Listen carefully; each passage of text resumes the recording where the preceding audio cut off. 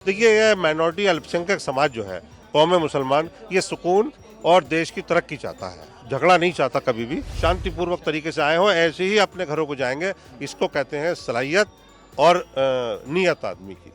ये देखिए आपने जी। जो मुसलमान नमाज पढ़ने ईदगाह पर गया तो दो फूल मोहब्बत के उसके ऊपर भी गिर जाते, तो वो भी दुआओं में, और ये सोचता कि मेरे देश को ये शर्फ हासिल हुआ तो है। ये ईद की नमाज पढ़ ली गई है और लगातार ईदगाह से लोगों के निकलने का सिलसिला जारी है। क्या वीआईपी और क्या आम इंसान सब एक साथ सभी ने बैठकर यहाँ पर ईद की नमाज पढ़ी। सर, ईद की बहुत बधाई हो सबसे पहले तो आपको। बहुत बहुत पूरे मुल्क के लोगों को और आपको भी बहुत बहुत बधाई।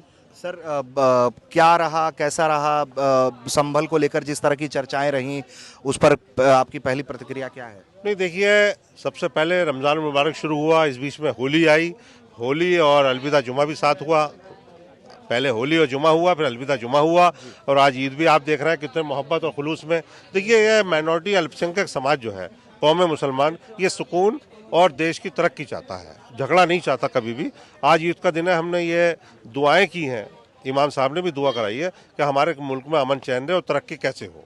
ये लेकिन कुछ लोग इस तरक्की में जो बांधा है, वो लोग भी जानते हैं कि कौन बांधा है, लेकिन हम चाहते हैं कि मुल्क की तरक्की और खुशहाली के लिए जो कदम उठने चाहिए उस पर ज़्यादा ध्यान देना चाहिए। ये सर, भारी संख्या में इतनी सुरक्षा बलों की तैनाती, इसे कैसे देखते हैं आप लोग? क्या किसी तरीके की कोई डराने की कोशिश है या दहशत में रखने की कोशिश है, या एक प्रशासनिक ड्रिल है ये?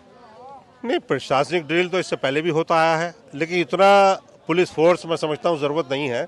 लाखों आदमी, हज़ारों आदमी सड़क पे चलता चला आया है।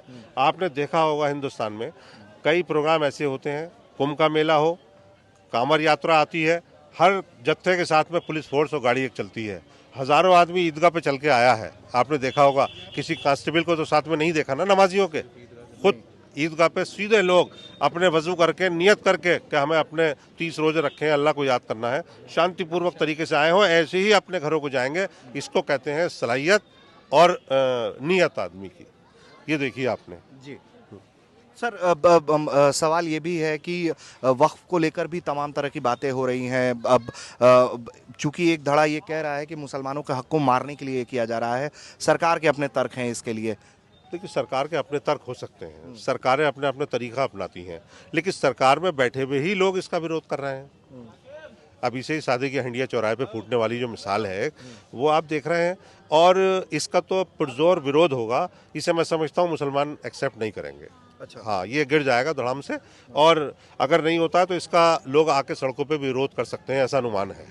इसका विरोध होगा पुरजोर। सर, एक आखिरी सवाल है मेरी तरफ से आपके लिए कि हमने देखा है कि जो हिंदू धर्म के पर्व होते हैं, सार्वजनिक पर्व होते हैं, तो उसमें हेलीकॉप्टर से पुष्प वर्षा करा दी जाती है।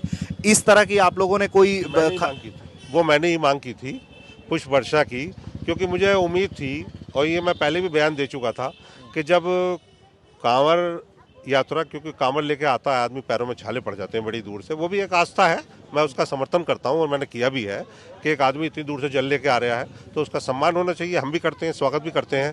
और कुंभ का मेला कितना बड़ा हुआ, वहाँ भी पुष्प वर्षा हुई। तो मैं सोच रहा था 30 रोजे रखने के बाद में जो मुसलमान नमाज पढ़ने ईदगाह पर गया तो दो फूल मोहब्बत के उसके ऊपर भी गिर जाते, तो वो भी दुआओं में, और ये सोचता कि मेरे देश को ये शर्फ हासिल हुआ है। तो ये प्रदेश के मुख्यमंत्री ने आपकी मांग नहीं मानी? लेकिन नहीं, मैंने मुख्यमंत्री को चिट्ठी भी लिखी थी, मैंने लिखी थी, और आपके चैनल ने दिखाया भी था।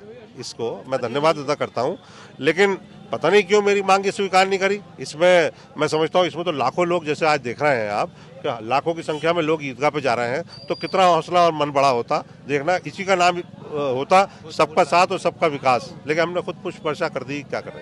ठीक है, बहुत शुक्रिया, धन्यवाद। तो सुन रहे थे आप कि इस तरह से क्या तैयारियां रहीं और किस तरह से एक तरीके से सामान्य नहीं बताया है इन्होंने व्यवस्था को, जिस तरीके से प्रशासन की सख्ती है। तो उनका ये कहना है कि वक्फ का एक तरफ विरोध भी होगा। ईद की नमाज शांतिपूर्ण तरीके से हमेशा से पढ़ी गई है, वो भी पढ़ी जा रही थी, लेकिन प्रशासन जो है वो ज़्यादा संख्या में इस तरह से तैनाती करके कोई और संदेश देने की कोशिश कर रहा है। संभल से ऋषिराज, यूपी तक।